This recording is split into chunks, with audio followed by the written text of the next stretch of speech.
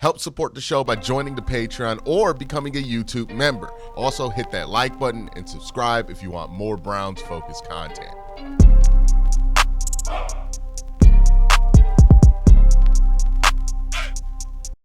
Well, hell of a weekend, man. And you guys are going to have a ton of questions. So this is the episode where I answer your questions over the weekend. This is Browns Q&A. First question comes from Lay Smooch. What y'all be doing on the internet nowadays, man? Y'all just be coming up with names. Is it still a possibility that we re-signed Nick Chubb is the question. Let me pull the question up so you guys can actually see it. But that's the question. The answer to that question is yes, I think so. I have always felt like the Browns were going to draft 2 running backs no matter what. This class is very strong at running back. The Browns have a need at running back. And while Nick Chubb will fill a short-term need, long-term, you got to fill that with some younger guys. So drafting 2 running backs, I thought was inevitable. As far as Nick Chubb, what role would he serve? Well, I think Quincy's going to play this year. Nick Chubb, if he comes back, will play, and there's an easy fit there that's very familiar. Quincy, you can do pretty much everything you ran with Kareem Hunt with him, and a little bit more since he does have more top-end speed and explosion than Kareem Hunt. And Nick Chubb can do the Nick Chubb thing, and then you have Dylan Sampson, who's 20 years old, sitting behind him. So, you don't have to play Dylan Sampson right away. You can have him kind of matriculate in as the third guy as you kind of move Judkins to the bell cow position and have Chubb, kind of be the complement to him. I think that's the hope that we get to with this. So I think you still re-sign Chubb. That running back room still needs a vet. I know they got Deuce in there, but, I think Deuce would appreciate having a vet in there to help things go copaesthetically. Yeah.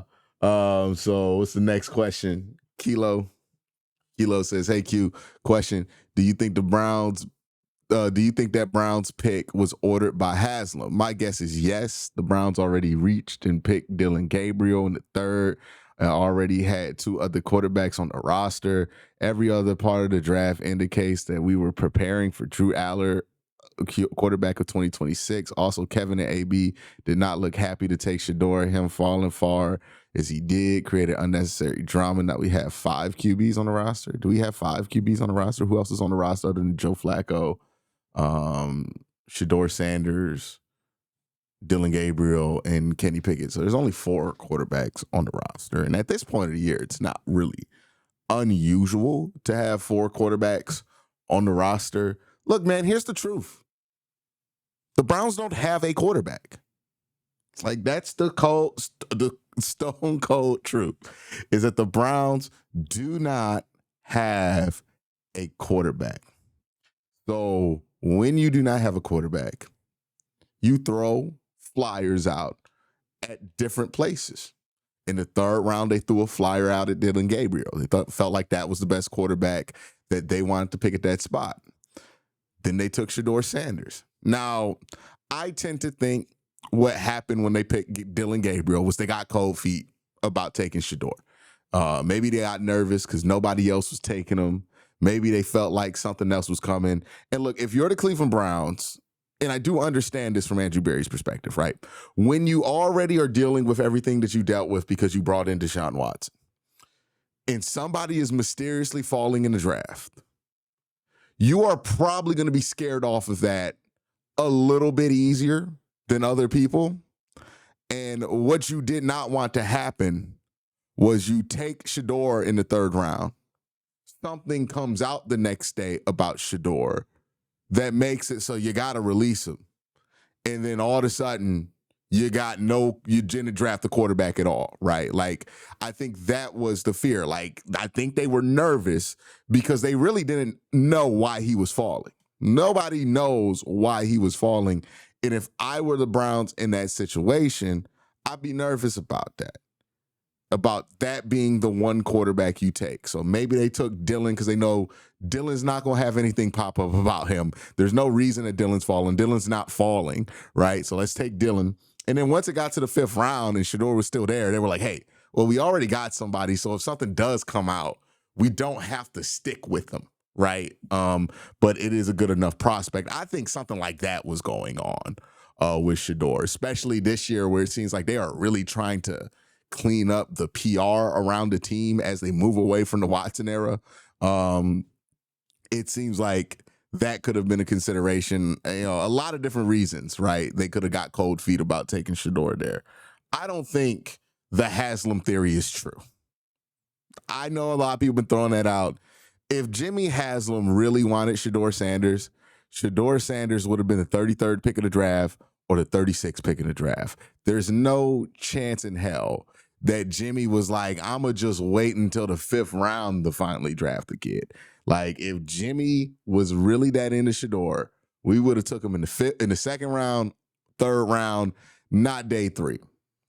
So I reject that one. I think that's just the internet doing what the internet does, which is creating narratives that aren't necessarily true, but are entertaining to commit to. And this is another one. The truth is probably much more boring than that. I don't think Jimmy Haslam really had anything to do. And like, you don't know if Jimmy Haslam might have been opposed to all of this. Like, what's to say that Jimmy likes Shador? For real. Like, what makes us think that Jimmy's like pounding the table for Shador? He might look at Shador and be like, oh my God, he reminds me of Johnny Manziel, and be scared off of him. Maybe Jimmy might have been the reason they took Dillon Gabriel instead of Shador. You see how sloppy this can get, just assuming that Jimmy loves Shador and that's why the Browns picked him? Because you can really do that with anything because it's not based off of anything. So no, I don't think that theory is really any good. I think Jimmy has nothing to do with this. I think this was about value. This was about wondering why he fell, cold feet, right? Maybe taking Shador would have made things awkward with some players on the roster, and they didn't want to do that at the 3rd round, but maybe in the 5th round, they were like, we cannot pass this up and be in good conscience. I think it's a lot more along those lines. I think it's more ordinary and less fantastic than what you think. Brandon says, do you think Shador is falling as low as he did in the draft going to have any effect on his development, whether it be positive or negative? On one hand, he doesn't have to live up to the expectations of being a 1st-round pick. True. But maybe he's going to feel like now he has to prove himself to the world, and he was worthy of being drafted much earlier. Not necessarily saying he isn't a humble guy, but this is a humbling experience for him. Maybe I'm reading too much into it, Q, but let me know what you think. So how will him falling from being a projected 1st-round pick to a 5th-round pick affect his development? I think this is a fair question to ask because this is significant, right? This is what they call a canon event. He will remember for the rest of his life that on this weekend, he fell from the 1st round to the 5th round. All of us who care about the NFL and the NFL draft, we're going to remember this, right? This is a permanent event in the life of Shador Sanders. Like, he's never going to forget this. This is going to affect him in some way, shape, or form. Maybe this makes him work harder. Maybe this makes him more paranoid, more boxed in. It can have a number of effects. I can't predict it, right? All I can do is look at how he has publicly reacted to this. And what I can say is there are a lot of ways he could have had a worse reaction to what happened to him than he did. Go look at that video when Aaron Rodgers is falling. He's not very graceful about it, right? The same can be said of Alex Smith, some other guys, right? Like, this can be a tough situation when you fall like this. And some guys, they don't handle it well. It seems like Shador had the maturity to not crash out publicly, to not appear publicly as if this has hurt him. He's been moving forward with a lot of strength and I've been impressed with how he's moved forward on this. We'll see over a long period of time, really what the effect is. But yeah, I mean, falling from round 1 to 5, that's going to affect a lot about your career. It's a humbling experience.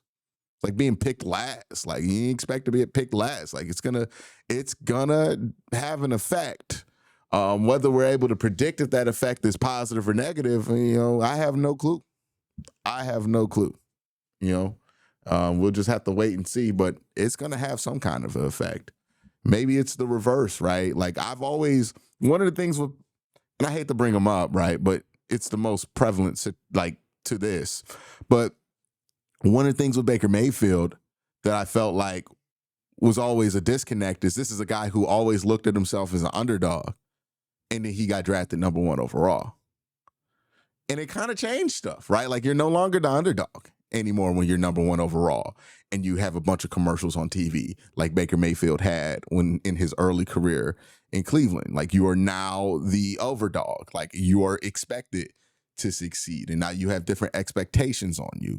And, I think it's not a surprise that Baker Mayfield started to perform a lot better once he got back into that more familiar role of being a underdog. Because some people just work better when they're the underdog. Some people work better when they're the favorite. It's just different, right? And maybe Shador is somebody who needs to be the underdog. Maybe he's somebody who needs to be the big dog. We're going to find out. But it's going to have an effect for sure because this changes how his career is viewed.